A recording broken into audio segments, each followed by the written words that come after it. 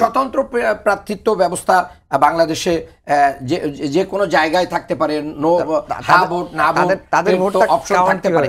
শোনেন, আপনি যখন বড় গ্রেটার ইন্টারেস্টকে যখন মানে গুরুত্ব দিবেন, তখন কিন্তু আপনি যখন জীবন বাঁচাতে চাইবেন, তখন কিন্তু আপনার হাত কাটা গেলে আপনি কি হাত কেটেও আপনি জীবন বাঁচাতে চাইবেন।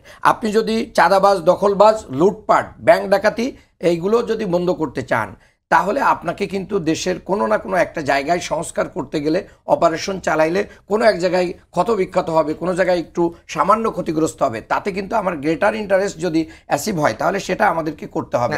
এবং আমি বলছি, ভাইও বলেছেন, এটা তো একটা নাগরিকের সাংবিধানিক অধিকার ক্ষুণ্ণ। অবশ্যই না, অধিকার ক্ষুণ্ণ না। আমি যদি স্বতন্ত্র হিসেবে দাঁড়াতে না পারি বা আমার আসনে কে এমপি হচ্ছেন এটা যদি আমি জানতে না পারি, তাহলে আমি ভোট দিতে যাব কেন? আমি যদি কোনো দল না করি, তাহলে আমি ভোট দিতে যাব কেন? এটার পেয়ার পদ্ধতির কিন্তু একটা সিস্টেম না, এর অনেকগুলো সিস্টেম রয়েছে।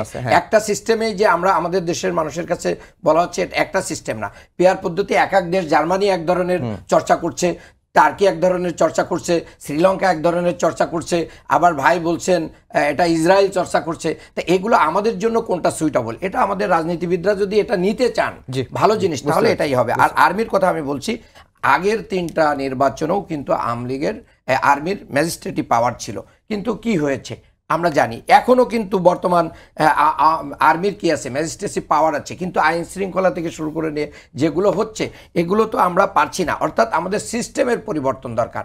পেশি শক্তি দিয়ে, অস্ত্র দিয়ে কি করা যায় না, এগুলো করা যায় না।